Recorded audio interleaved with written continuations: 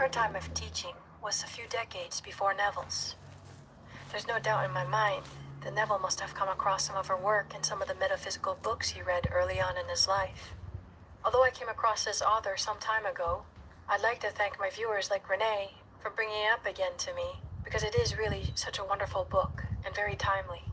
And though I planned to read excerpts of this book, I probably ended up reading 99% of it. And without further ado, Florence Scovel Shinn's The Game of Life and How to Play It, Chapters 1 through 10. Excerpts from The Game of Life and How to Play It by Florence Scovel Shinn. Chapter 1. The Game. Most people consider life a battle, but it is not a battle, it is a game. It is a game, however, which cannot be played successfully without the knowledge of spiritual law, and the Old and the New Testaments give the rules of the game with wonderful clearness. If he gives hate, he will receive hate. If he gives love, he will receive love. If he gives criticism, he will receive criticism. If he lies, he will be lied to. If he cheats, he will be cheated. We are taught also that the imagining faculty plays a leading part in the game of life. This means that what man images sooner or later externalizes in his affairs. I know of a man who feared a certain disease. It was a very rare disease and difficult to get, but he pictured it continually and read about it until it manifested in his body and he died, the victim of distorted imagination.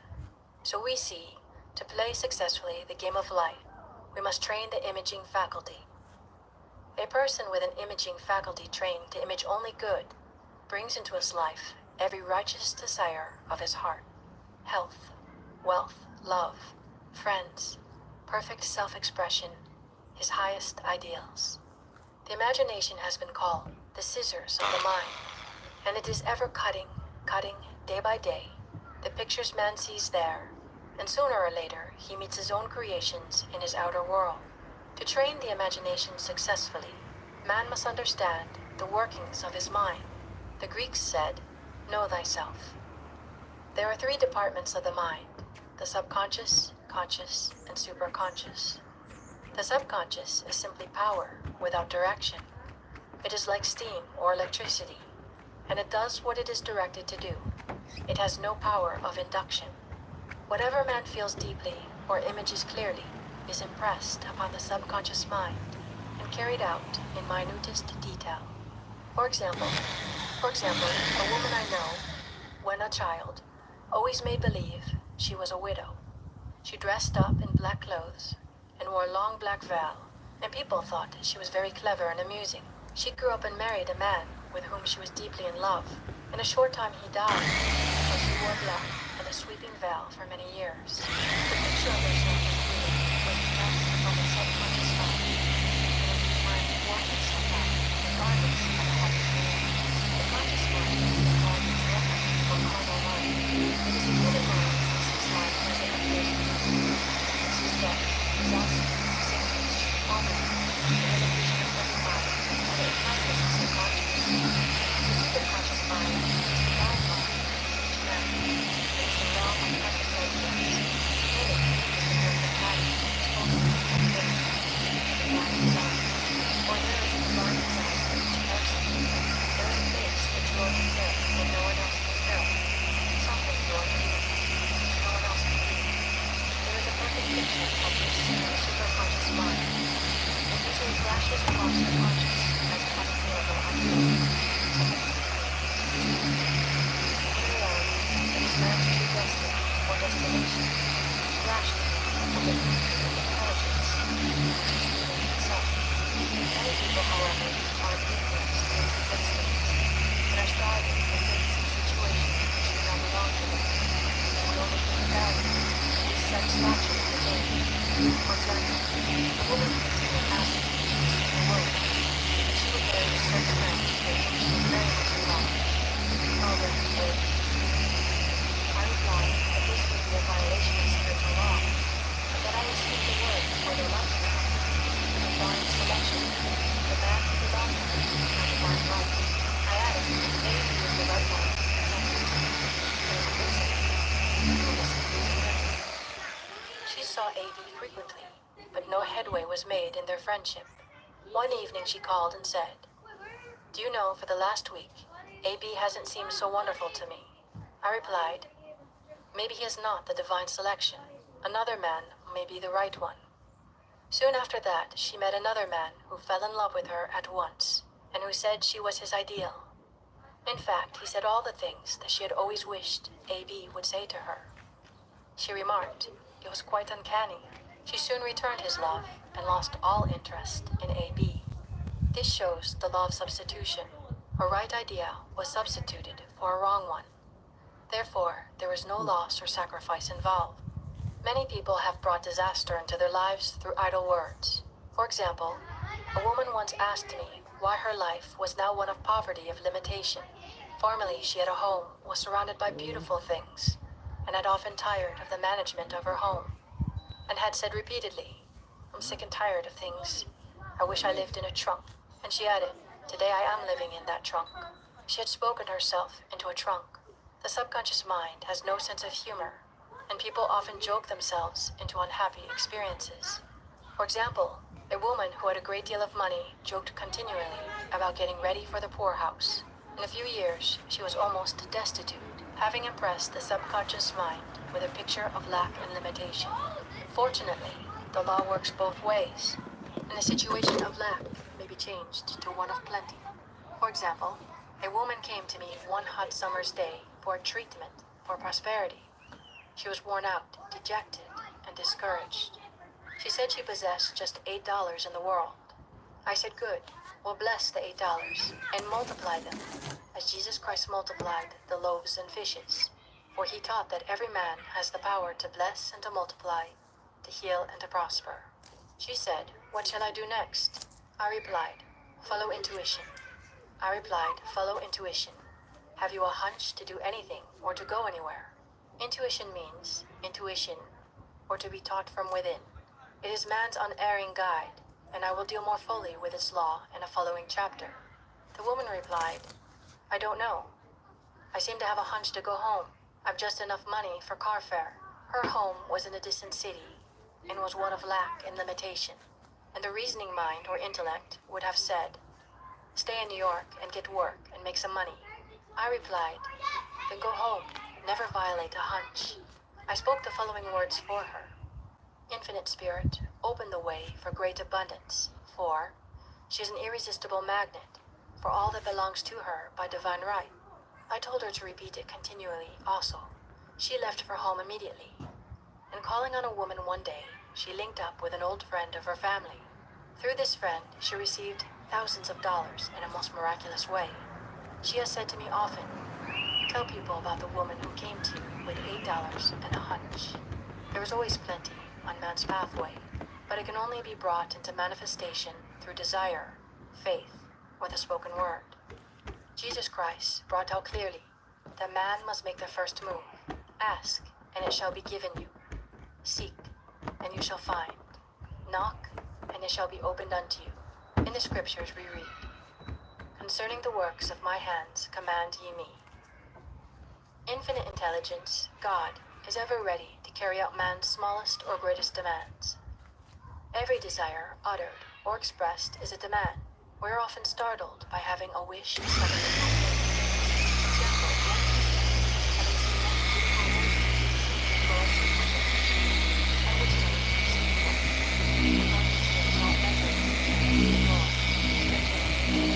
Beautiful roses, and that comes up in front of the day. I told him, "Just what I have done." She replied, "I didn't think that you would do this. The man had placed the order, so the roses were simple, like starting the law of nature. That had to happen.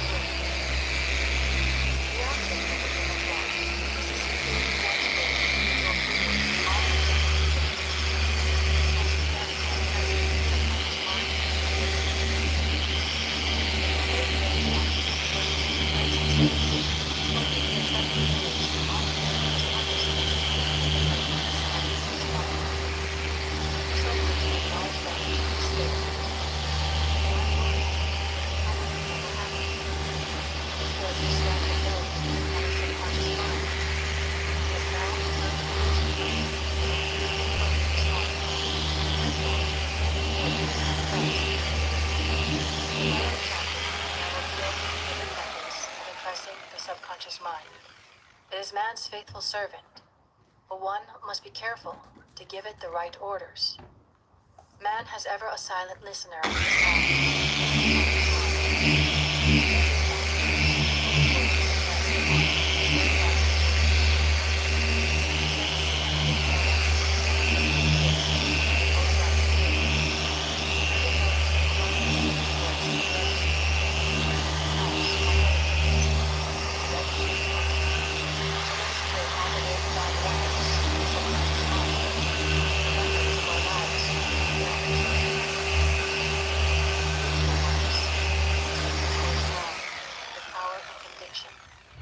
I now smash and demolish by my spoken word every untrue record in my subconscious mind. They shall return to the dust heap of their native nothingness, for they came from my own vain imaginings. I now make my perfect records through the Christ within, the records of health, wealth, love, and perfect self-expression. This is the square of life, the game completed. In the following chapters, I will show you how man can change his conditions by changing his words. Any man who does not know the power of the word is behind the times. Death and life are in the power of the tongue. This concludes Chapter 1. Chapter 2. The Law of Prosperity. One of the greatest messages given to the race through the scripture is that God is man's supply, and that man can release, through his spoken word, all that belongs to him by divine right. He must, however, have perfect faith in his spoken word. A woman came to me in great distress and said she was just to be sued on the 15th of the month for $3,000. She knew no way of getting the money and was in despair. I told her God was her supply, and that there is a supply for every demand. So I spoke the word. I gave thanks that the woman would receive $3,000 at the right time in the right way. I told her she must have perfect faith and act her perfect faith. The 15th came, but no money had materialized. She called me on the phone and asked what she should do. I replied, "It is Saturday, so they won't sue you today. Your part is to act rich, thereby showing perfect faith that you will receive it by Monday." She asked me to lunch with her to keep up her courage. When I joined her at a restaurant, I said, "This is no time to economize. Order an expensive luncheon. Act as if you have already received the $3,000. The next morning, she called me on the phone and asked me whether I lived the day. I said no, we're divinely protected and God is never too late. In the evening, she phoned again, really excited and said, "My dear, a man has happened. I was sitting in my room this morning when the doorbell rang. I saw to the gate, no answer. I could, however, look down the window and said, it's your cousin with the long white beard. So I said, call him back, I would like to see him. He just picked the phone, and heard his voice, and came back.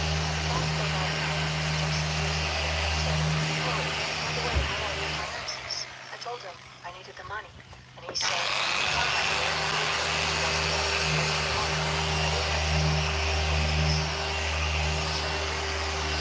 I won't receive it till the first of the month, and I must have it tomorrow." I said, "I'll keep on treating." I said, "Spirit is never too late. I give thanks she has received the money on the invisible plane, and that it manifests on time." The next morning, her cousin called her up and said, "Come to my office this morning, and I will give you the money." That afternoon, she had $3,000 to her credit in the bank and wrote checks as rapidly as her excitement could permit. If one asks for success and prepares for failure, he will get the situation he is prepared for. For example, a man came to me asking to speak the word that a certain debt would be wiped out. I found he spent his time planning what he would say to the man when he did not pay his bill, thereby neutralizing my words. He should have seen himself paying the debt. We have a wonderful illustration of this in the Bible. Man must prepare for the thing he has asked for when there isn't the slightest sign of it in sight. For example, a woman found it necessary to look for an apartment during the year when there was a great shortage of apartments in New York. It was considered almost an impossibility, and her friends were sorry for her and said, "Isn't it too late? You'll have to store your furniture and live in a hotel." She replied, "You needn't feel sorry for me. I'm a Superman, and I'll get an apartment."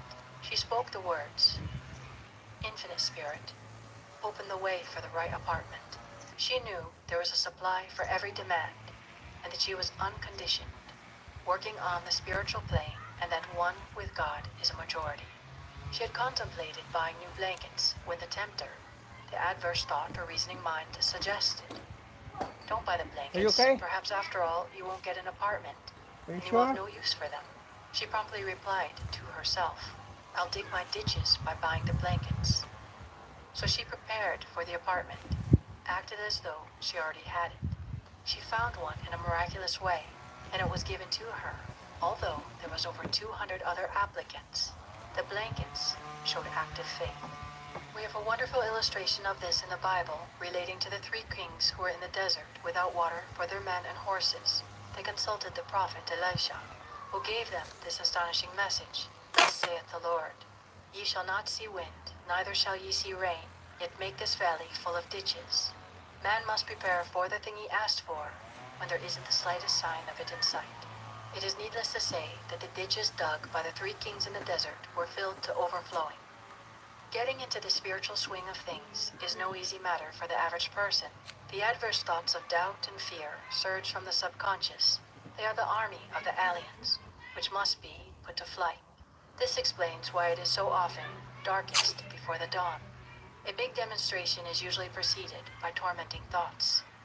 Having made a statement of high spiritual truth, one challenges the old beliefs in the subconscious, and error is exposed to be put out.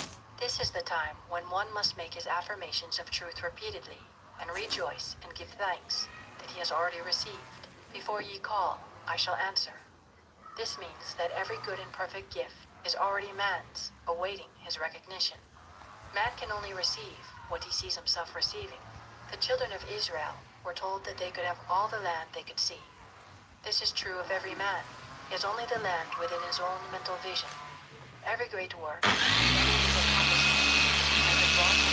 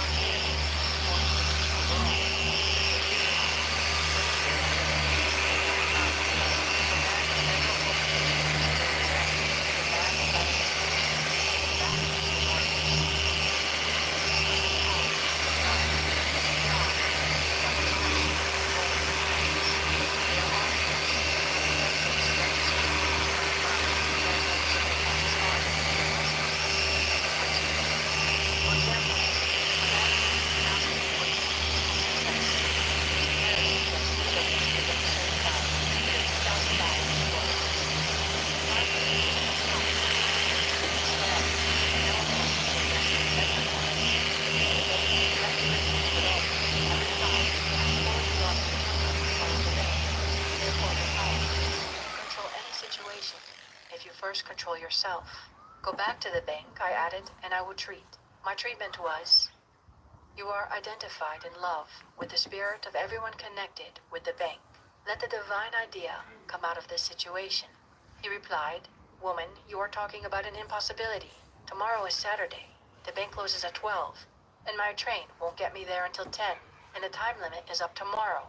And anyway, they won't do it. It's too late." I replied, "God doesn't need any time and is never too late. With him, all things are possible." I added, "I don't know anything about business, but I know all about God." He replied, "It all sounds fine when I sit here listening to you, but when I go out it's terrible." He lived in a distant city, and I did not hear from him for a week. Then came a letter. It read, "You are right, I raised the money, and I will never doubt again the truth of all that you told me." I saw him a few weeks later, and I said, "What happened? You evidently had plenty of time after all." He replied, "My train was late, and I got there just 15 minutes to 12. I walked into the bank quietly and said, "I've come for the loan," and they gave it to me without a question. It was the last 15 minutes of the time allotted to him. An infinite spirit was not too late. In this instance, the man could never have demonstrated alone. He needed someone to help him hold to the vision. This is what one man can do for another. Jesus Christ knew the truth of this when he said, "If two of you shall agree on earth as touching anything that they shall ask, it shall be done for them of my Father which is in heaven." One gets too close to his own affairs and becomes doubtful and fearful. The friend or healer sees clearly the success, health, or prosperity and never wavers because he is not too close to the situation. It is much easier to demonstrate for someone else than for oneself. So a person should not hesitate to ask for help if he feels himself wavering. A keen observer of life once said, "No man can fail if some one person sees him successful." Such is the power of the vision, and many a great man owed his success to a wife, or sister, or friend who believed in him and held without wavering to the perfect pattern. This ends Chapter 2. Chapter 3. The Power of the Word. A person knowing the power of the word becomes very careful of his conversation. He has only to watch the reaction of his word to know that they do not return void. Through his spoken word, man is continually making laws for himself. I know a man who said, "I always miss a car. It invariably pulls out just as I arrive." His daughter said, "I always catch a car. It's sure to come just as I get there." This occurred for years. Each has made a separate law for himself, one of failure, one of success. This is the psychology of superstitions. The horseshoe or rabbit's foot contains no power, but man's spoken word and belief that it will bring good luck creates expectancy in the subconscious mind and attracts a lucky situation. I find, however, this will not work when man has advanced spiritually and knows a higher law. One cannot turn back and must put away graven images. For example, 2 men in my class had had great success in business for several months. When suddenly, everything went to smash. We tried to analyze the situation, and I found, instead of making their affirmations and looking to God for success and prosperity, they had each brought a lucky monkey. I said, "Oh, I see, you have been putting trust in the lucky monkeys instead of God. Put away the lucky monkeys and call on the law of forgiveness. For man has power to forgive or neutralize his mistakes." They decided to throw the lucky monkeys down a coal hole, and all went well again. This does not mean, however, that one should throw away every lucky ornament or horseshoe about the house. But he must recognize that the power back of it is the one and only power, God, and that the object simply gives him a feeling of expectancy. I was with a friend one day who was in deep despair. In crossing the street, she picked up a horseshoe. Immediately, she filled with joy and hope. She said God had sent her the horseshoe in order to keep up her courage. It was indeed at that moment about the only thing that could have registered in her consciousness. Her hope became faith, and she ultimately made a wonderful demonstration. I wish to make the point clear that the men previously mentioned on the monkeys alone. For this woman recognized the power back of the horseshoe. And on my own case, it took a long while to get out of a belief that a certain thing brought disappointment. If the thing happened, disappointment invariably followed. I found the only way I could make a change in the subconscious was by asserting there are not two powers, there is only one power, God. Therefore, there are no disappointments. In this case, I have the surprise. I noticed the change once, and had the surprises completely coming my way. Time was spent, said nothing more than while under a ladder. I said, "What do I say? Or do you think power?" She said, "One. That God is absolute, there can be only one power.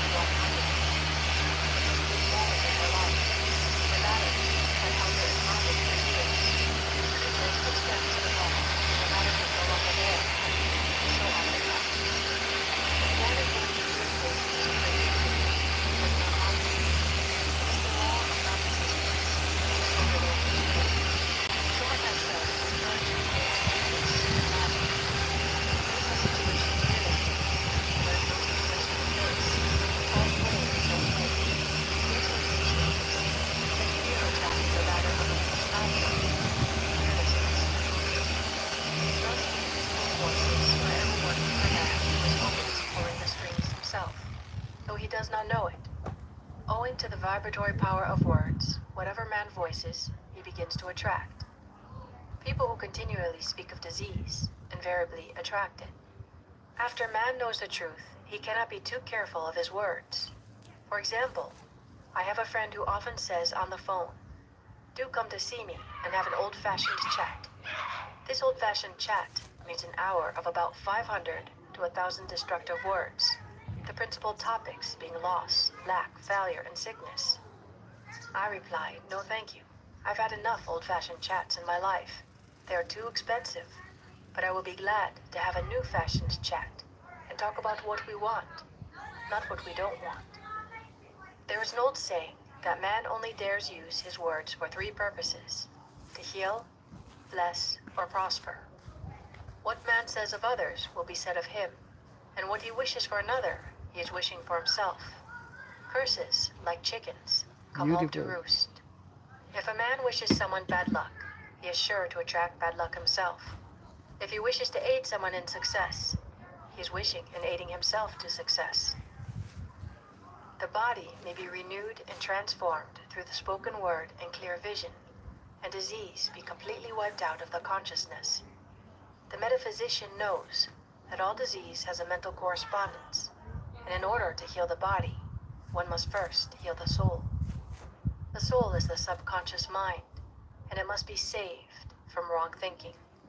In the 23rd Psalm, we read, "He restoreth my soul."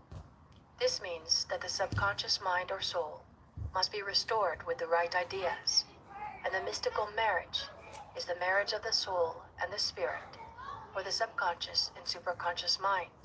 They must be one.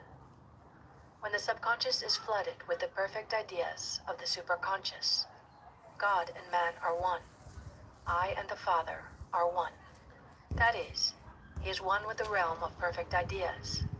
He is the man made in God's likeness and image, imagination, and is given power and dominion over all created things, his mind, body, and affairs. It is safe to say that all sickness and unhappiness comes from the violation of the law of love. A new commandment I give unto you: love one another. And in the game of life, love or goodwill takes every trick. For example, a woman I know had for years an appearance of a terrible skin disease. The doctors told her it was incurable, and she was in despair. She was on the stage, and she feared she would soon have to give up her profession, and she had no other means of support. She, however, procured a good engagement, and on the opening night made a great hit. She received flattering notices from the critics and was joyful and elated. The next day she received a notice of dismissal. A man in the cast had been jealous of her success and had caused her to be sent away.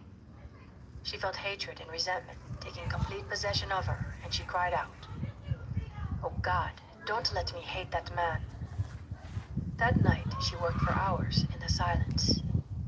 She said, "I soon came into a very deep silence. I seemed to be at peace with myself, with the man, and with the whole world." I continued this for the 2 following nights, and on the 3rd day, I found I was healed completely of the skin disease. In asking for love or goodwill, she had fulfilled the law, for love is a fulfilling of the law. And the disease, which came from subconscious resentment, was wiped out. Continual criticism produces rheumatism, as critical, inharmonious thoughts cause unnatural deposits in the blood, which settle in the joints. False growths are caused by jealousy, hatred, unforgiveness, fear, etc. Every disease is caused by a mind not at ease. I said once in my class, there is no use asking anyone, "What's the matter with you?" We might just as well say, "Who's the matter with you?" Unforgiveness is the most prolific cause of disease. It will harden arteries or liver and affect the eyesight. In its train are endless ills. I called on a woman one day who said she was ill from having eaten a poisoned oyster.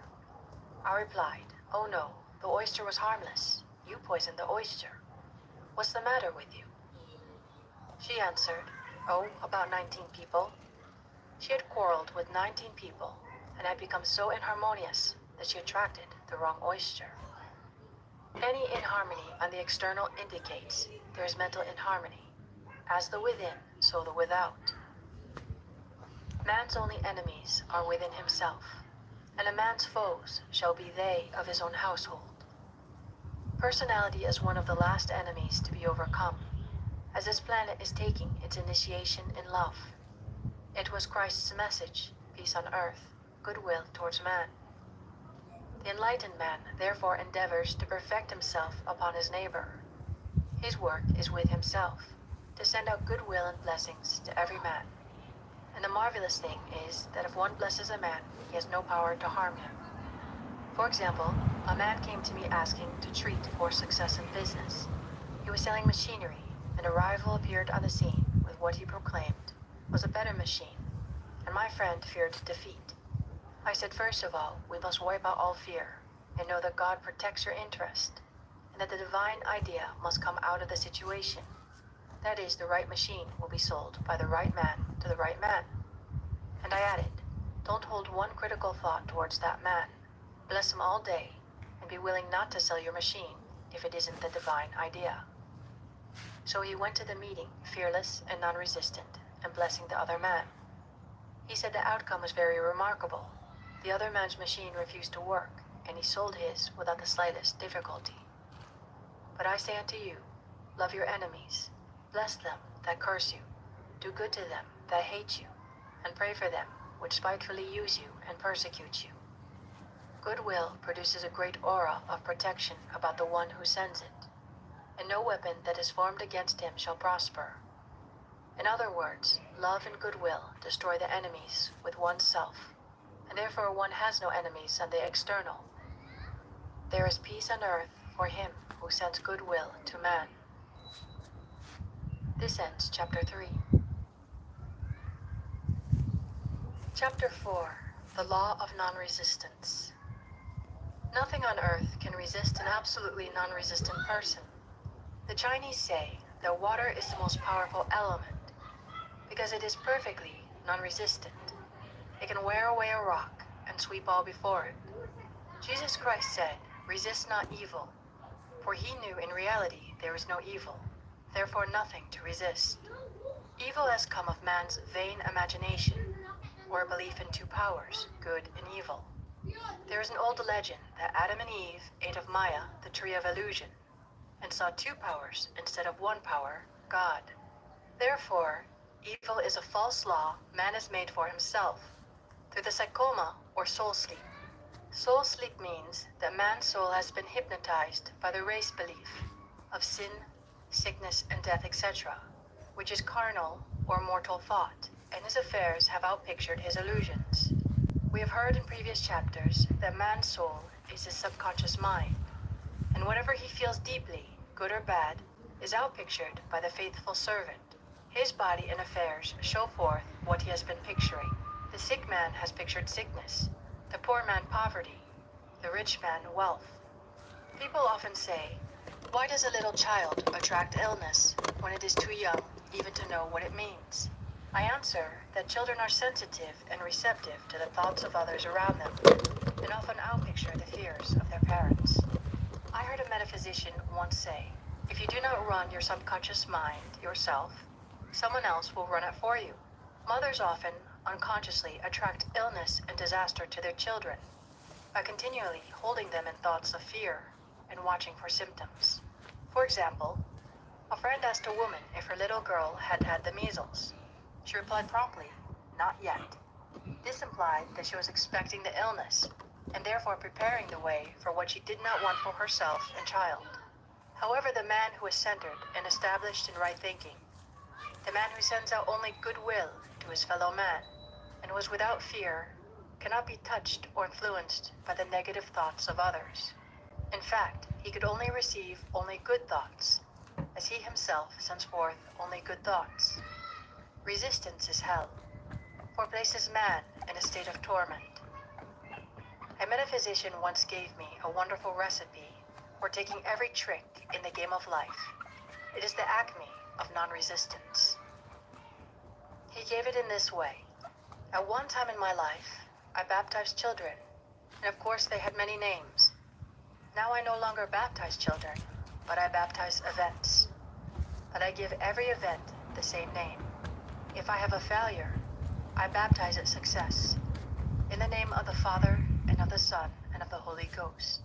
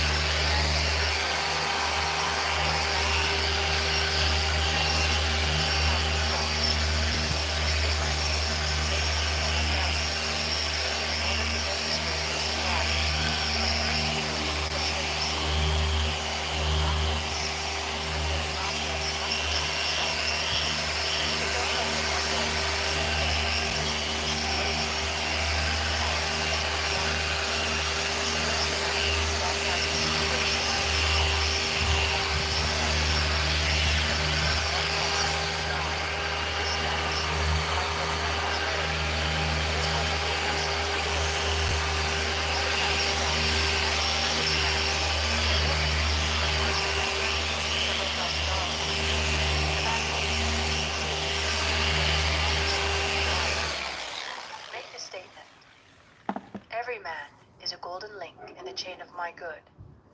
For all men are God in manifestation, awaiting the opportunity given by man himself to serve the divine plan of his life. Bless your enemy, and you rob him of his ammunition. His arrows will be transmuted into blessings. This law is true of nations as well as individuals. Bless a nation, send love and goodwill to every inhabitant, and it is robbed of its power to harm. Man can only get the right idea of non-resistance through spiritual understanding. My students have often said, "I don't want to be a doormat." I reply, when you use non-resistance with wisdom, no one will ever be able to walk over you.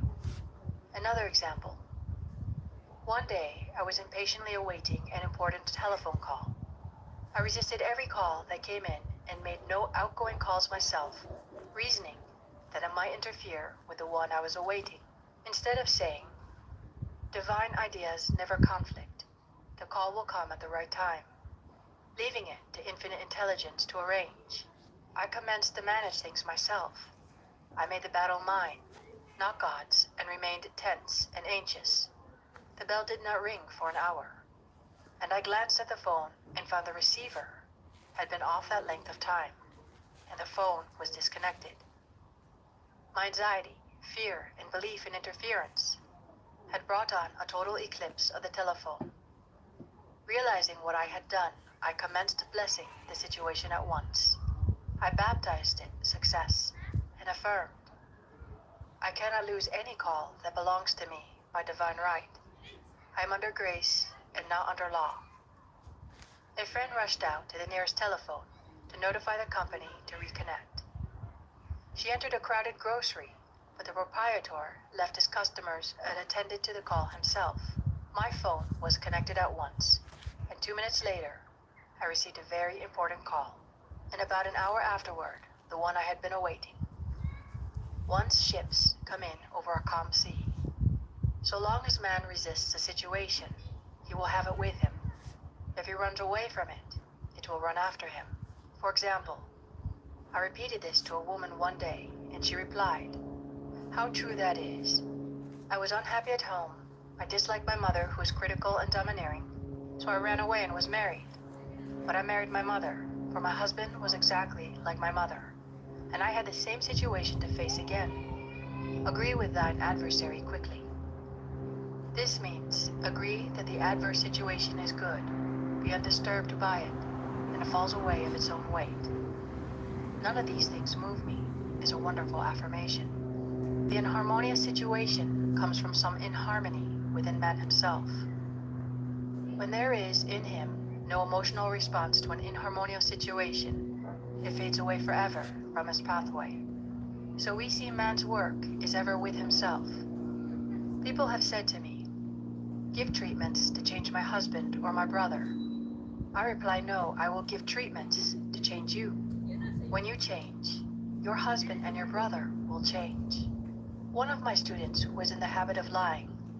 I told her it was a failure method, and if she lied, she would be lied to too.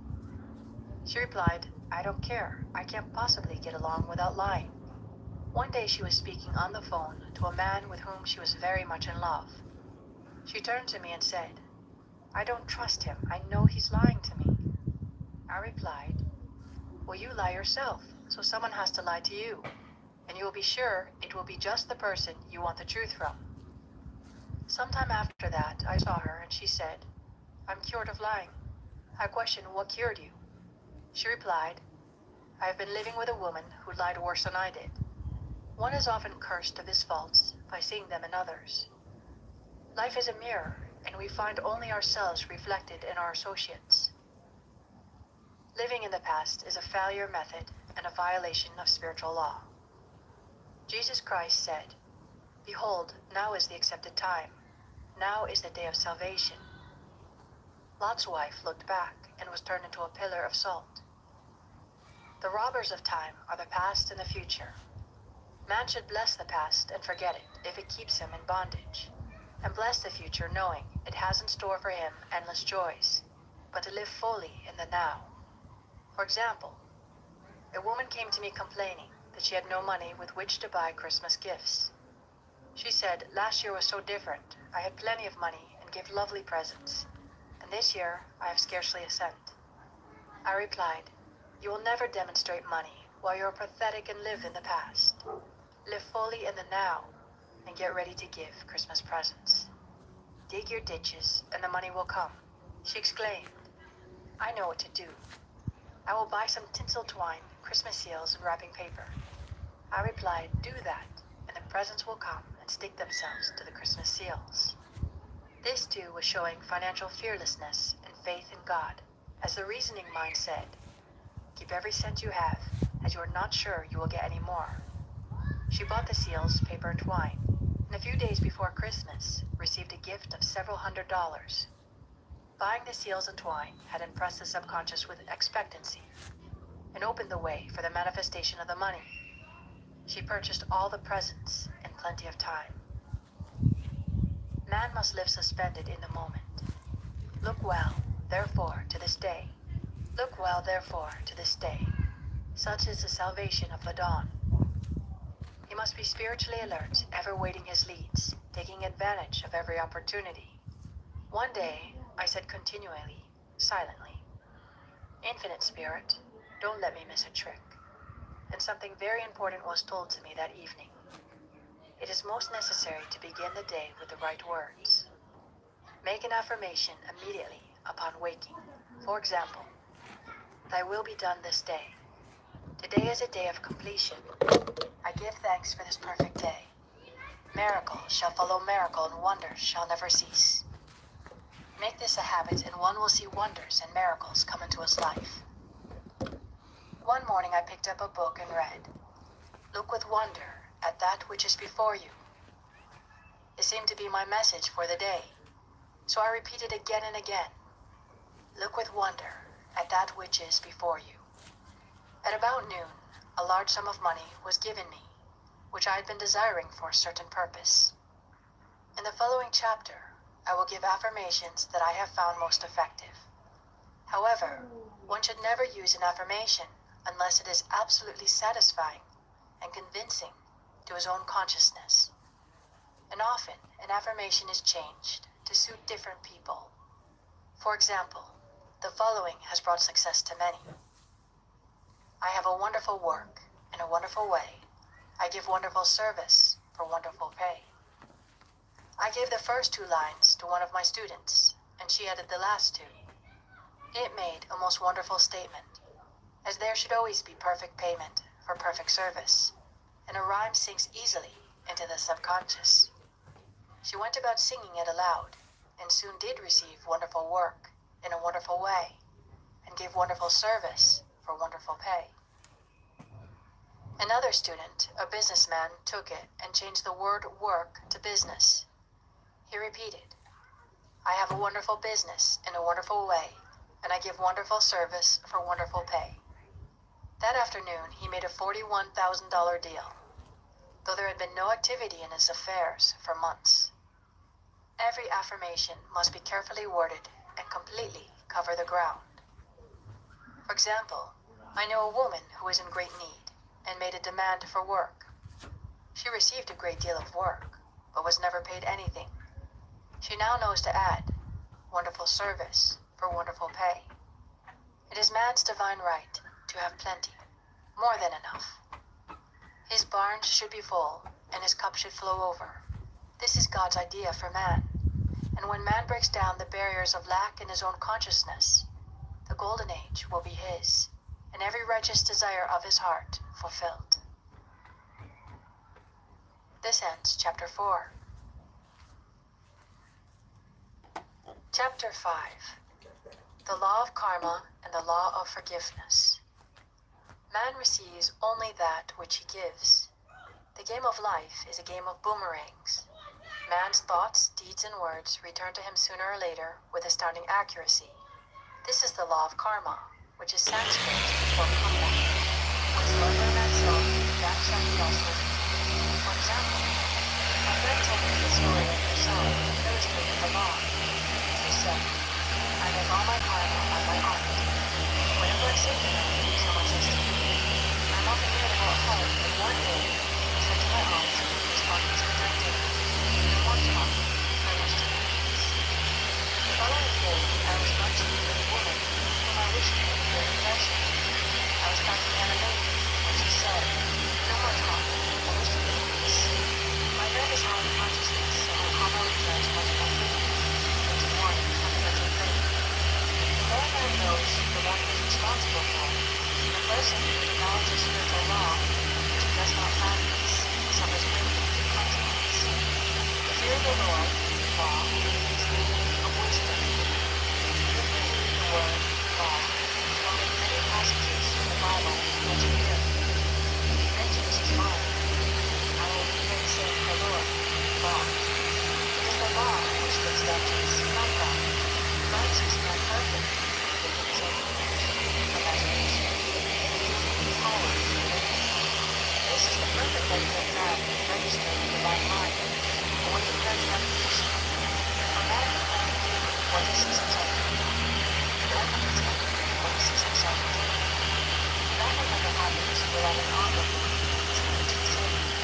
Man seeks first his value or success, his joy or sorrow, before it swings into visibility from the scene set in his own imagination. We have observed this in the mother picturing disease for her child, or a woman seeing success for her husband. Obedience precedes authority, and the law obeys man when he obeys the law. The law of electricity must be obeyed before it becomes man's servant. When handled ignorantly, it becomes man's deadly foe. So with the laws of mind. For example, a woman with a strong personal will wished she owned a house which belonged to an acquaintance, and she often made mental pictures of herself living in the house. In the course of time, the man died and she moved into the house. Several years afterwards, coming into the knowledge of spiritual law, she said to me, do you think I had anything to do with that man's death? I replied, yes, your desire was so strong, everything made way for it. But you paid your karmic debt. Your husband, who you loved devotedly, died soon after, and the house was a white elephant on your hands for years. The original owner, however, could not have been affected by her thoughts, had he been positive in the truth. Nor her husband, but they were both under karmic law.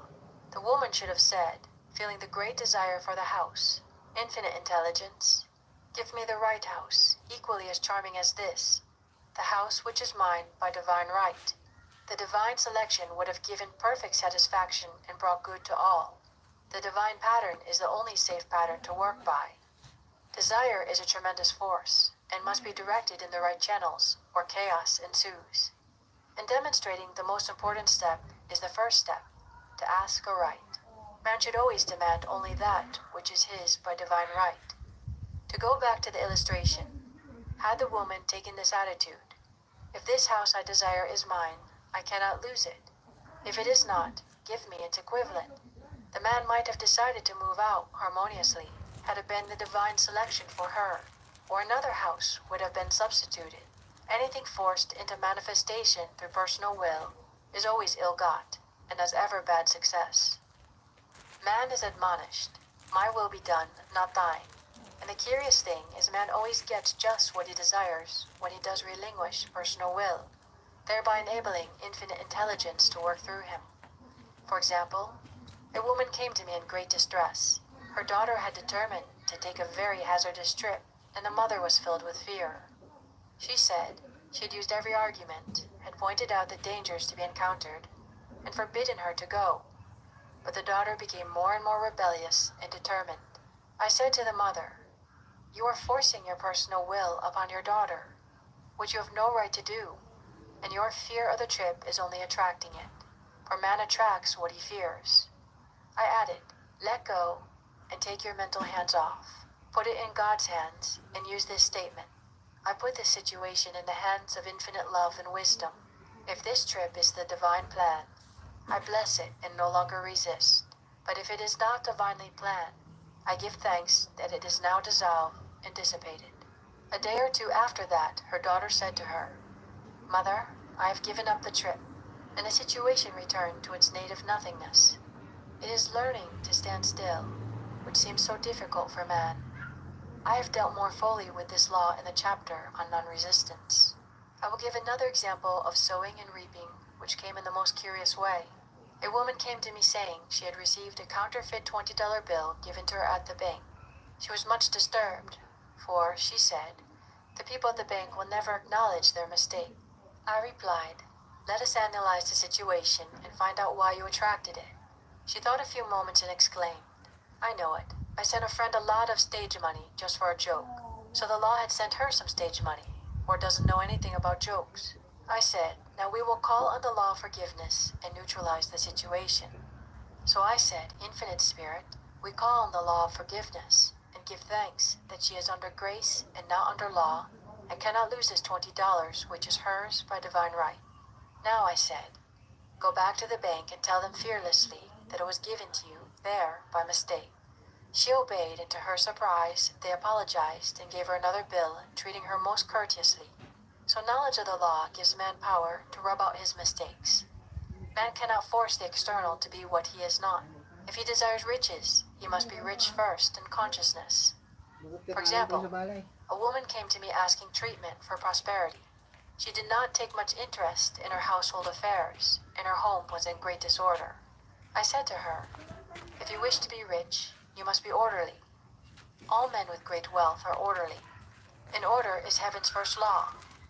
I added, "You will never become rich with a burnt match and a pincushion." She had a good sense of humor and commenced immediately putting her house in order. She arranged furniture, straightened out bureau drawers, cleaned rugs, and soon made a big financial demonstration, a gift from a relative. The woman herself became made over and keeps herself keyed up financially by being ever watchful of the external and expecting prosperity, knowing God is her supply. Many people are in ignorance of the fact that gifts and things are investments, and that hoarding and saving invariably leads to loss. There is that scattereth and yet increaseth, and there is that withholdeth more than is meet, but it tendeth to poverty. For example, I knew a man who wanted to buy a fur-lined overcoat. He and his wife went to various shops, but there was none he wanted. He said they were all too cheap-looking. At last, he was shown one. The salesman said was valued at $1,000, but which the manager would sell him for $500, as it was late in the season. His financial possessions amounted to about $700. The reasoning mind would have said, "You can't afford to spend nearly all you have on a coat," but he was very intuitive and never reasoned. He turned to his wife and said, "If I get this coat, I'll make a ton of money." So his wife consented, weakly. About a month later, he received a $10,000 commission. The coat made him feel so rich, it linked him with success and prosperity. Without the coat, he would not have received the commission. It was an investment, paying large dividends. If man ignores the seasons and spend what you give, the same amount of money will go in an uninteresting or unhappy way. For example, a woman told me at Thanksgiving dinner that informed her family they could not afford a Thanksgiving dinner. She had the money, but decided to save it. A few days later, someone entered her room. She took from the bureau drawer the exact amount that dinner would have cost. The law always stands back for the man who spends fearlessly and wisely. For example, One of my students was shopping with her little nephew, a child piano for Thor. She told him she could not afford to buy. He realized suddenly she was something wrong, and not recognizing the buy as a supply. So she bought the toy, and on their way home, picked out whispering the exact amount of money she had paid for it. Marriage supplies is inexhaustible and unfathomable and fully trusted. But faith and trust must precede the demonstration. According to the faith given to you, faith is the substance of things hoped for, the evidence of things not seen. For faith holds the vision steady, and then those creatures will resolve to disbelieve in due season, and shall reap if we faint not.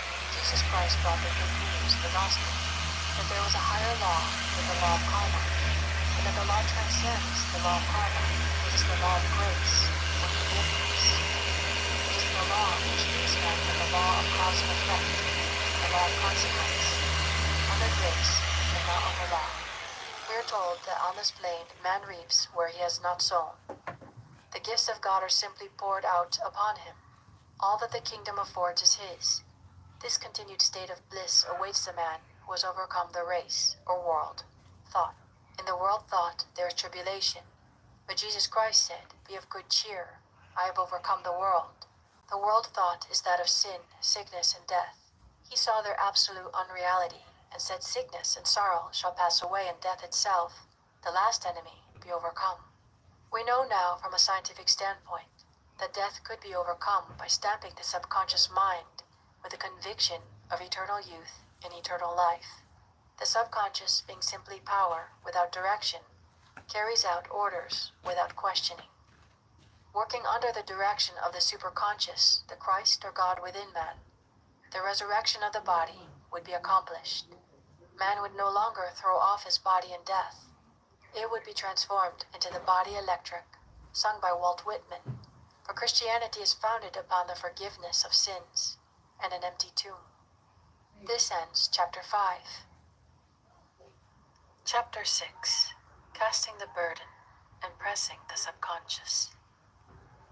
When man knows his own powers and the workings of his mind, his great desire is to find an easy and quick way to impress the subconscious with good, where simply an intellectual knowledge of the truth will not bring results. In my own case, I found the easiest way is in casting the burden. A metaphysician once explained it in this manner. He said, "The only thing that gives anything weight in nature is the law of gravitation, and if a boulder could be taken high above the planet, there would be no weight in the boulder." And this is what Jesus Christ meant when he said, "My yoke is easy and my burden is light." He had overcome the world vibration and functioned in the fourth dimensional realm, where there's only perfection, completion, life, and joy. He said, "Come to me, all ye that are labor and are heavy laden, and I will give you rest. Take my yoke upon you, for my yoke is easy and my burden is light." We are also told in the 55th Psalm to cast thy burden upon the Lord. Many passages in the Bible state that the battle is God's, not man's, and that man is always to stand still and see the salvation of the Lord. This indicates that the superconscious mind, or Christ within, is the department which fights man's battle and relieves him of his burdens. We see, therefore, that man violates law if he carries a burden, and a burden is an adverse thought or condition, and this thought or condition has its root in the subconscious. It seems almost impossible to make any headway directing the subconscious from the conscious or reasoning mind, as the reasoning mind, the intellect, is limited in its conceptions and filled with doubts and fears. How scientific it then is to cast the burden upon the superconscious mind, or Christ within, where it is made light or dissolved into its native nothingness. For example, a woman in urgent need of money made light upon the Christ within, the superconscious, with the statement, "I cast this burden of lack on the Christ within, and I go free to have plenty." The belief in lack was her burden, and as she cast it upon the superconscious with its belief of plenty, an avalanche of supply was the result. We read, "The Christ in you, the hope of glory." Another example. One of my students had been given a new piano, and there was no room in her studio for it, until she had moved out the old one. She was in a state of perplexity. She wanted to keep the old piano, but knew of no place to send it. She became desperate as the new piano was to be sent immediately. In fact, was on its way, with no place to put it. She said it came to her to repeat, "I cast this burden on the Christ within, and I go free." A few moments later, her phone rang and a woman friend asked if she might rent her old piano, and it was moved out a few minutes before the new one arrived. I know a woman whose burden was resentment.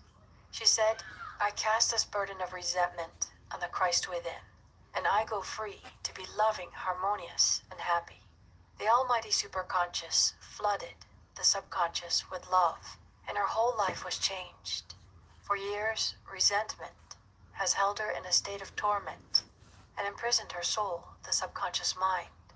The statement should be made over and over and over, sometimes for hours at a time, silently or audibly, with quietness but determination. I have often compared it to winding up a Victrola. We must wind ourselves up with spoken words. I have noticed, in casting the burden, after a little while, one seems to see clearly. It is impossible to strengthen the vision while it flows in carnal mind. Doubts and fear poison the mind and body, and imagination runs riot. It's like a disaster disease. Steadily repeating the affirmation, "I cast this burden on the Christ within and go free," using clears, and with it, a feeling of relief. Sooner or later comes the manifestation of good, health, happiness, or strong. One of my students once asked me if I first learned darkness before the dawn. I referred and proceeded exactly to the fact that often, before the big demonstration, everything seems to go wrong. The impression reflects the consciousness. It means that out of the subconscious are rising the doubts and fears of the ages. These old derelicts of the subconscious rise to the surface and be put out. It is then that man should clap his cymbals like the Jehoshaphat and give thanks that he is safe, even though he seems surrounded by the enemy, in a situation of lack or disease. The student continued, "How long must one remain in the dark?" And I replied, "Until one can see clearly." Casting the burden enables one to see in the dark. In order to impress the subconscious, active faith is always essential.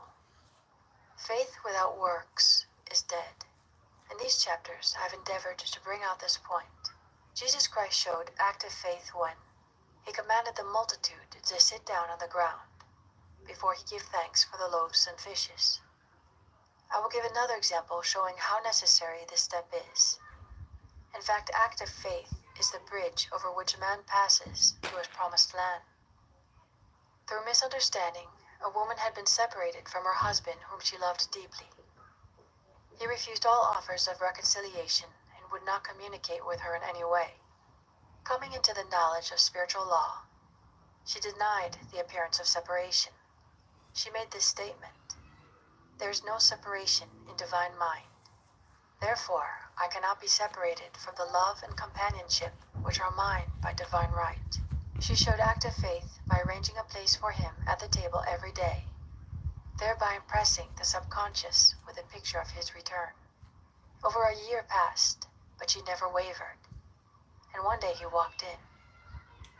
The subconscious is often impressed through music. Music has a fourth dimensional quality and releases the soul from imprisonment. It makes wonderful things seem possible and easy of accomplishment. I have a friend who uses her Victrola daily for this purpose. It puts her in a perfect harmony and releases the imagination.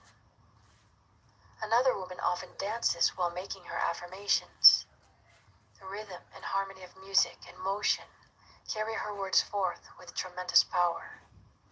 The student must also remember not to despise the day of small things. Invariably, before demonstration come, signs of land. Before Columbus reached America, he saw birds and twigs, which showed him land was near. So it is with a demonstration, but often the student mistakes it for the demonstration itself and is disappointed. For example, a woman had spoken the word for a set of dishes. Not long afterwards, a friend gave her a dish which was old and cracked. She came to me and said, "Well, I asked for some dishes, and all I got was a pot of milk." I replied, "Milk was only a sign of value. It shows you dishes are common. Look upon it as a very easy. Not long afterwards, the dishes came. It's clear, make it believe, unless it's a subconscious. If one makes believe this wish, it makes believe is successful. In due time, it will be. Children are always making believe. When they start to believe them, one is the perspective. You shall not attempt to be offended. For example, I know of a woman who was very poor, and no one could make her feel poor. She had a small amount of money from rich friends, who constantly reminded her of her poverty. To be careful and safe. Regardless of their admonitions, she would spend all her money to have, or make someone a gift. Being obnoxious to the mind, her thoughts were always centered on making others. Do not get me others. Give to the world the wonders, and all the riches you see before you. Before long, she married a rich man. Her is and invisible. I do not know whether the man was the divine selection, but opulence had a manifest in her life, as she had imaged only opulence. There is no peace or happiness for man until he has erased all fears from the subconscious. Fear is misdirected energy and must be redirected or transmuted into faith. I am asked so often by my students, how can I get rid of fear? I reply, by walking up to the things you are afraid of. The lion takes its fierceness from your fear. Walk up to the lion and he will disappear. Run away and he runs after you. I have shown in previous chapters how the lion of lack disappeared when the individual spent money fearlessly, showing faith that God was his supply and therefore unafraid. Many of my students have come out of the bondage of poverty and are now bountifully supplied. Losing all fear and letting it go out. The subconscious is impressed with the truth that God is the giver and the gift. Therefore, as one is one with the giver, he is one with the gift. A splendid statement is, I now thank God, the giver, for God, the gift. Man has so long separated himself from his good and his supply, through thoughts of separation and lack, that sometimes it takes dynamite to dislodge these false beliefs from the subconscious, and the dynamite is a big situation. We see in the foregoing illustration how the individual was freed from his bondage by showing fearlessness. Man should always watch himself hourly to detect if his motive for action is fear or faith. Choose ye this day whom we shall serve, fear or faith. Perhaps one's fear is of personality. Then do not avoid the people feared.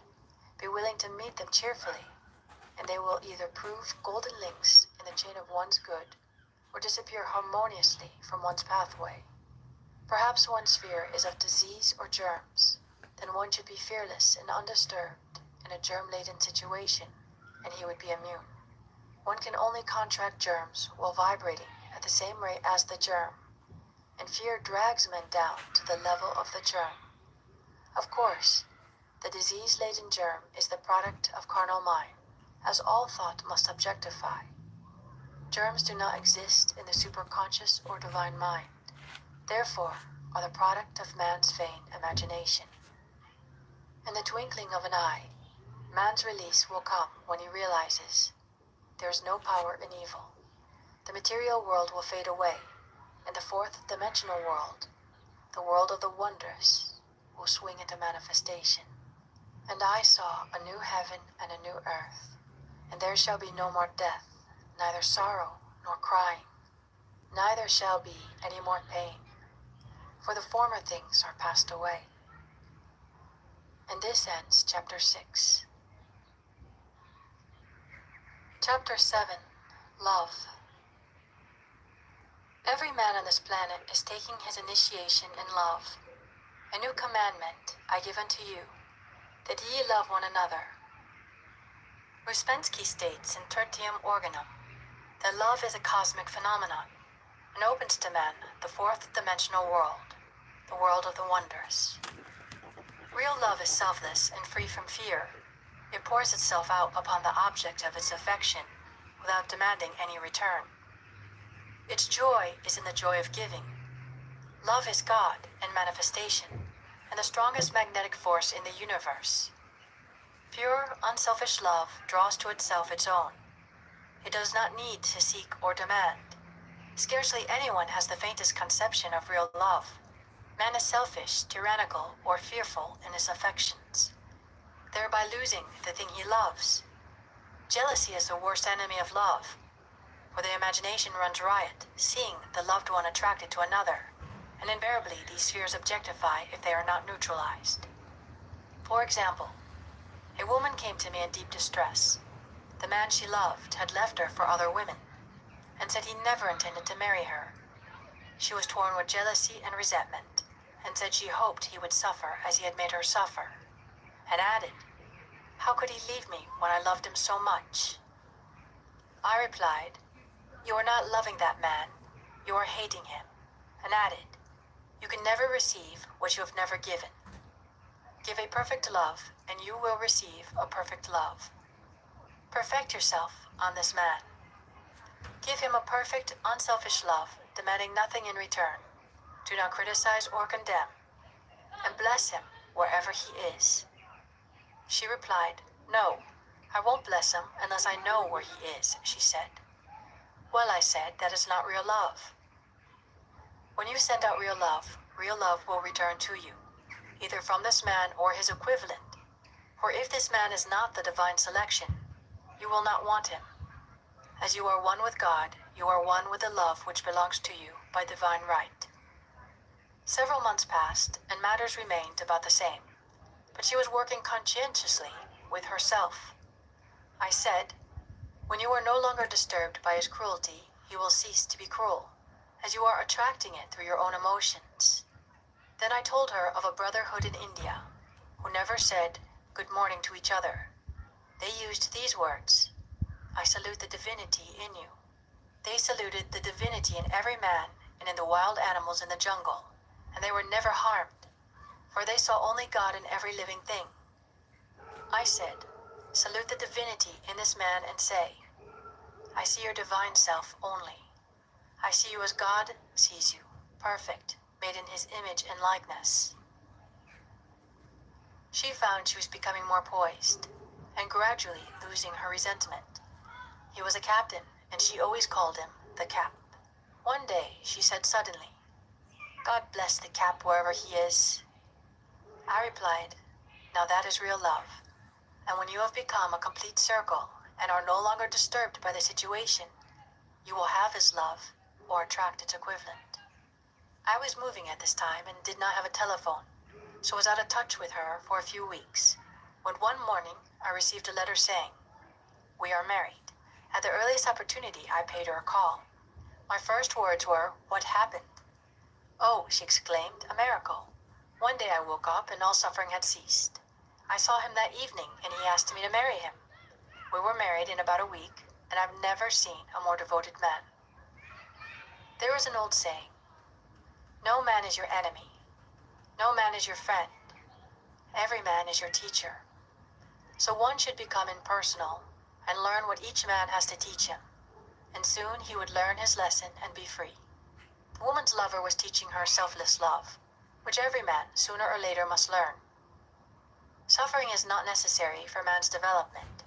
It is the result of violation of spiritual law, but few people seem able to rouse themselves from their soul sleep without it. When people are happy, they usually become selfish, and automatically the law of karma is set in action. Man often suffers loss through lack of appreciation.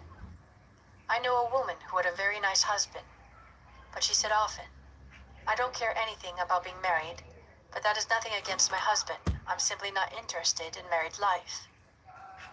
She had other interests and scarcely remembered she had a husband. She only thought of him when she saw him. One day, her husband told her he was in love with another woman and left. She came to me in distress and resentment. I replied, "It is exactly what you spoke the word for. You said you didn't care anything about being married, so the subconscious worked to get you unmarried." She said, "Oh yes, I see. People get what they want and often feel very much hurt." She soon became in perfect harmony with the situation and knew they were both much happier apart. When a woman becomes indifferent or critical and ceases to be an inspiration to her husband, he misses the stimulus of the early relationship and is restless and unhappy. A man came to me dejected, miserable, and poor. His wife was interested in the science of numbers and had had him read. It seems the report was not very favorable, for he said, "My wife says I'll never amount to anything because I am a 2. I replied, "I don't care what your number is. You are a perfect idea in divine mind, and we will demand the success and prosperity which are already planned for you by the infinite intelligence." Within a few weeks, he had a very fine position, and a year or 2 later, he achieved a brilliant success as a writer. No man is a success in a business unless he loves his work. The picture the artist paints for love of his art is his greatest work. The pot boiler is always something to live down. No man can attract money if he despises it. Many people are kept in poverty by saying, "Money means nothing to me, and I have a contempt for people who have it." This is the reason so many artists are poor. Their contempt for money separates them from it. I remember hearing one artist say of another, "He's no good as an artist, he has money in the bank." This attitude of mind, of course, separates man from his supply. He must be in harmony with a thing in order to attract it. Money is God in manifestation, as freedom from want and limitation. But it must always be kept in circulation and put to right uses. Hoarding and saving react with grim vengeance. This does not mean that man should not have houses and lots, stocks and bonds, for the barns of the righteous man shall be full. It means man should not hoard even the principal, if an occasion arises, when money is necessary, and letting it go out fearlessly and cheerfully, he opens the way for more to come in. For God as man is a failing and inexhaustible supply. This is the spiritual attitude towards money, and the great bank of the universe never fails. We see an example of hoarding in the film production of Greed. The woman won $5,000 in a lottery, but would not spend it. She hoarded and saved, let her husband suffer and starve. Eventually, she scrubbed floors for a living. She loved the money itself, put it above everything, and one night she was murdered and the money taken from her. This is an example of where love of money is the root of all evil.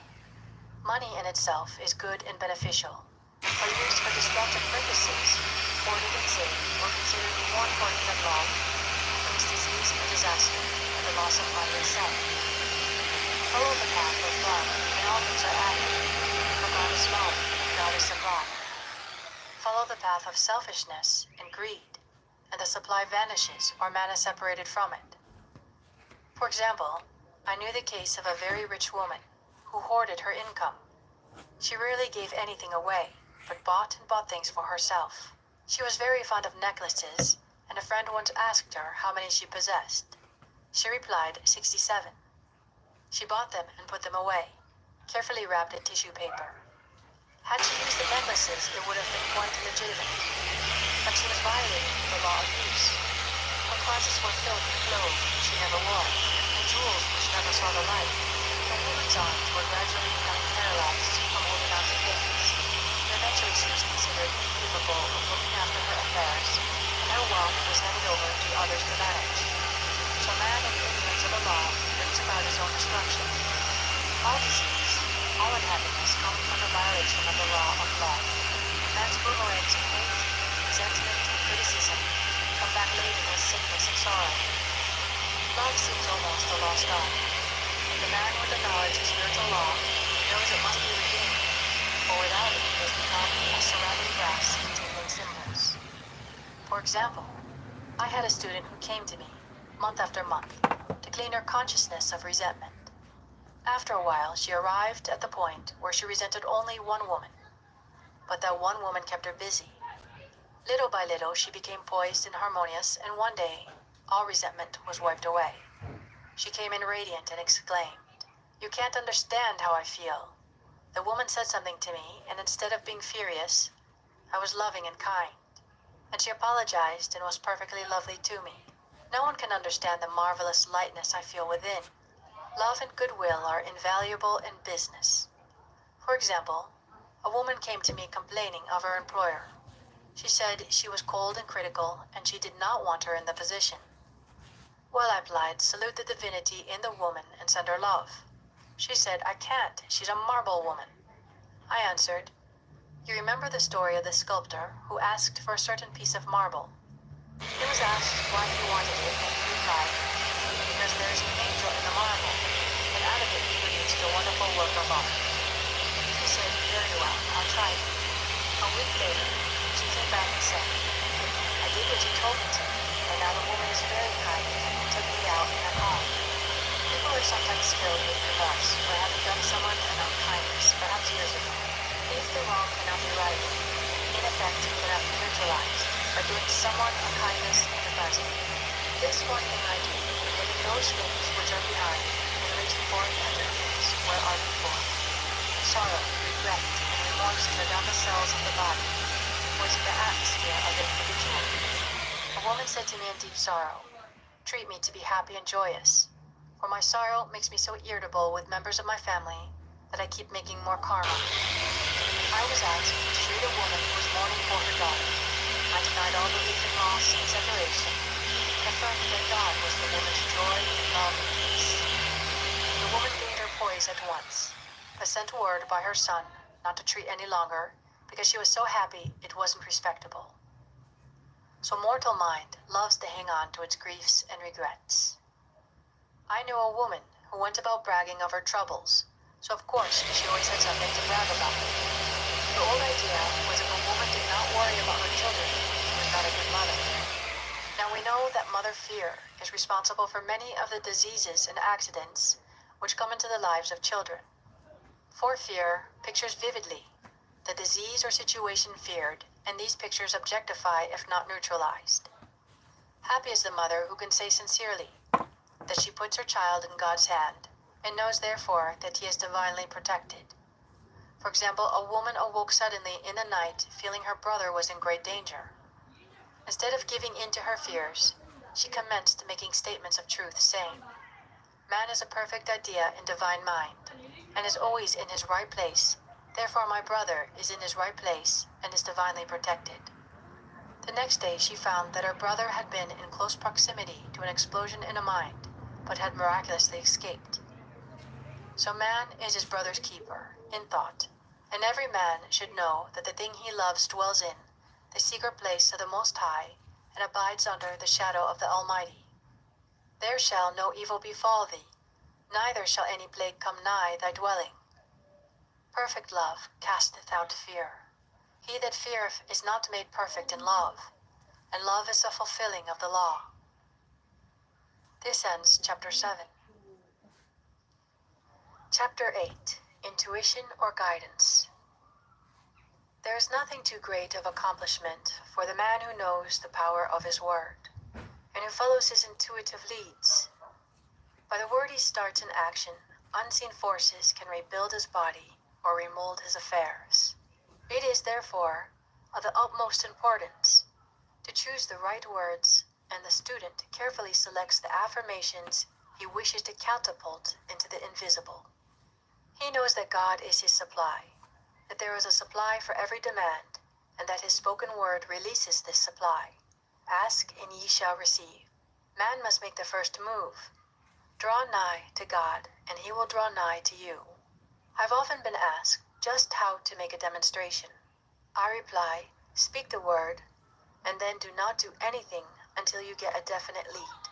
Demand the lead, saying, Infinite Spirit, reveal to me the way. Let me know if there's anything for me to do. The answer will come through intuition or hunch, a chance remark from someone, or a passage in a book, etc.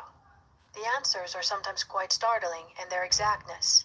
For example, a woman desired a large sum of money.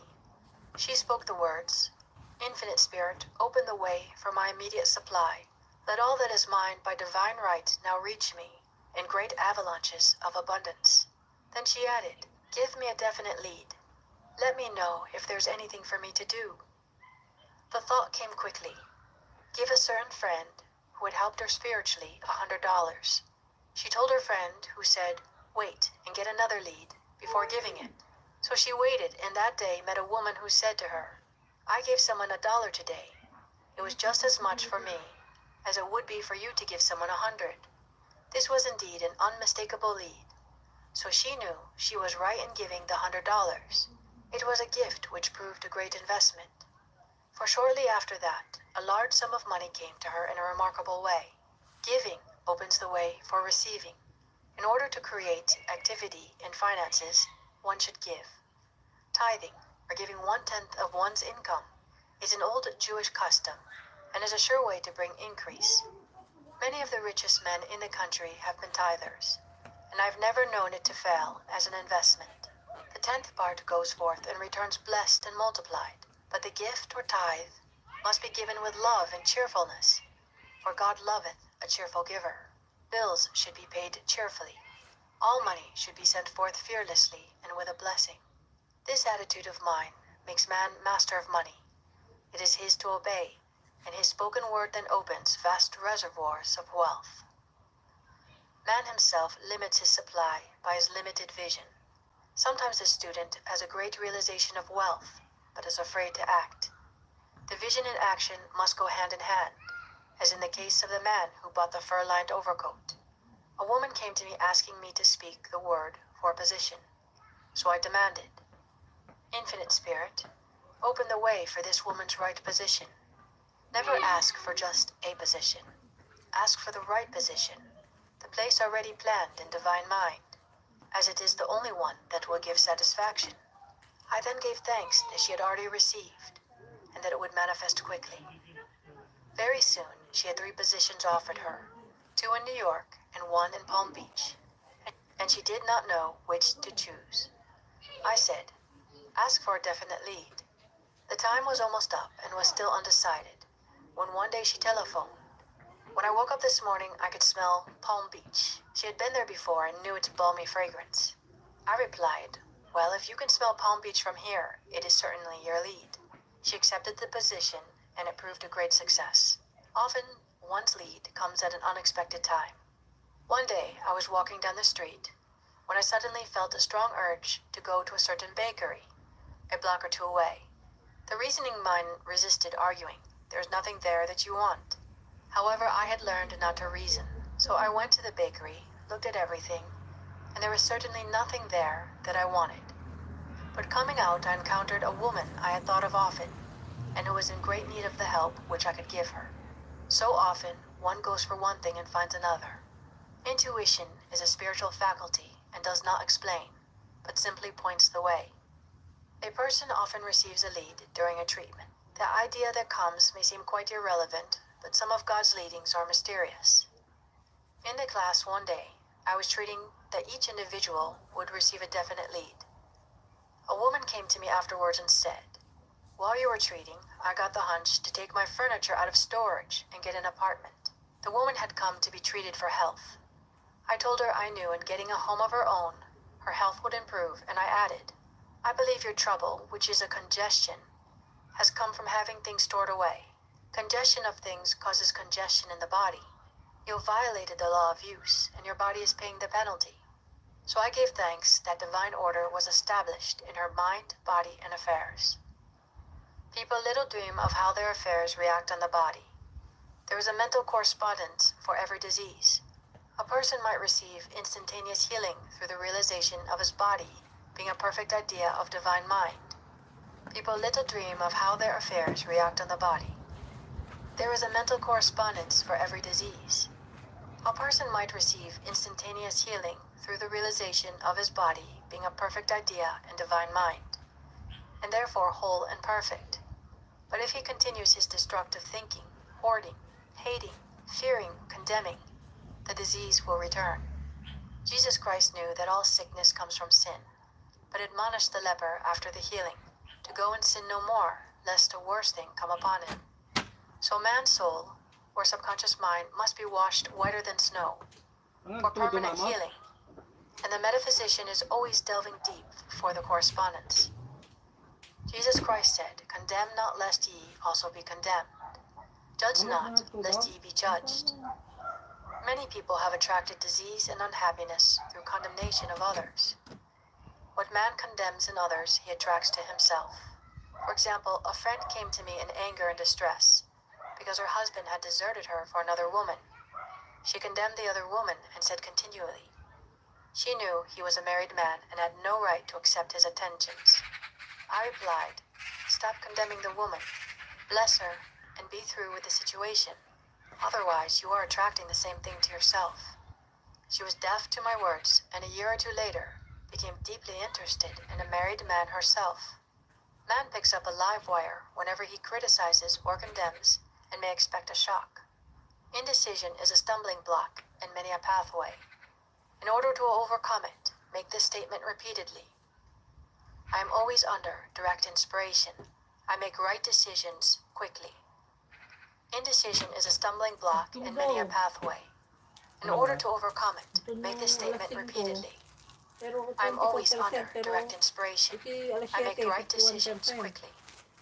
These words impress the subconscious, and soon one finds himself awake and alert, making his right moves without hesitation.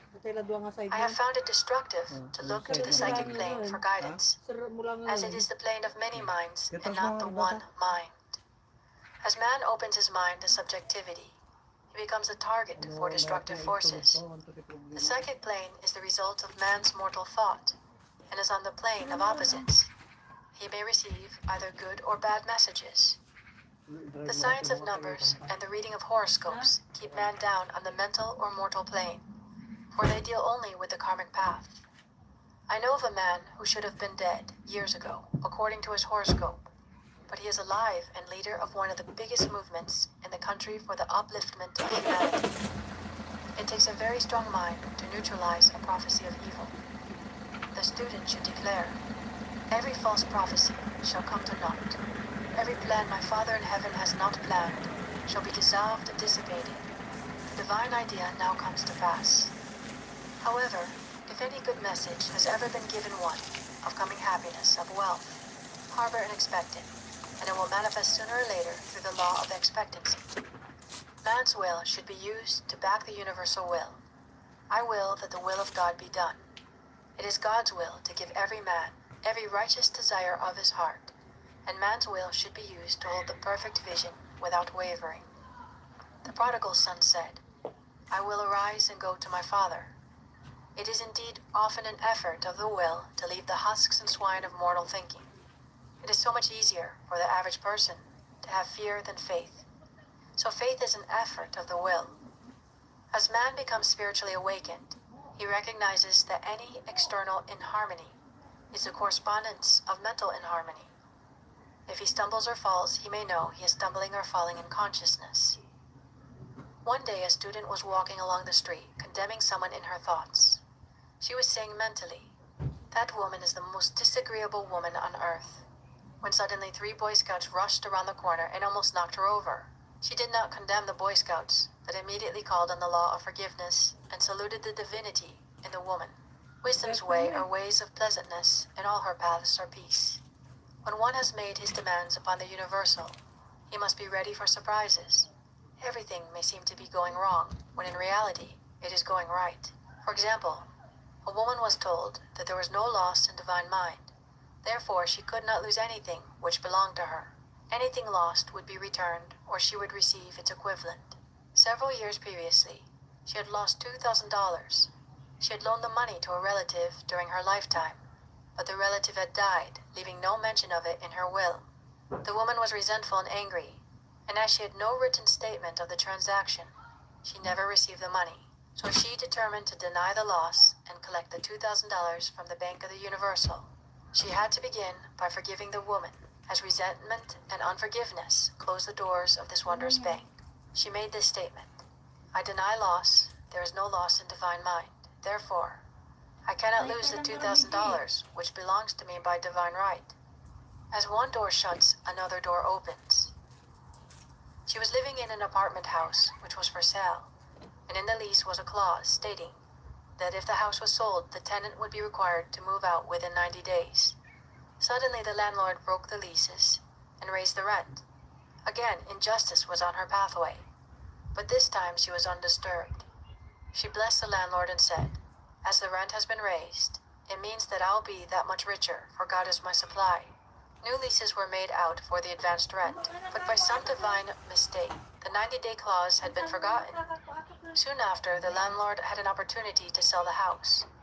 On account of the mistake in the new leases, the tenants held possession for another year.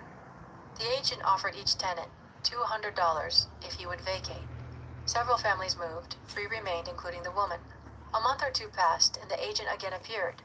This time he said to the woman, "Will you break the lease for the sum of $1,500? It flashed upon her, here comes the $2,000. She remembered having said to friends in the house, "We will all act together if anything more is said about leaving." So her lead was to consult her friends. These friends said, "Well, if they have offered you $1,500, they will certainly give $2,000. So she received his check for $2,000 for giving up the apartment. It was certainly a remarkable working of the law, and the apparent injustice were merely opening the way for her demonstration. It proved that there is no loss, and when man takes his spiritual stand, he collects all that is his from this great reservoir of God. "I will restore to you the years the locusts have eaten." These adverse thoughts alone rob man, for no man gives to himself but himself, and no man takes away from himself but himself. Man is here to prove God and to bear the witness to the truth, and he can only prove God by bringing plenty out of lack, and justice out of injustice. "Prove me now herewith," said the Lord of hosts, "if I will not open you the windows of heaven and pour out a blessing, that there shall not be room enough to receive it." This ends chapter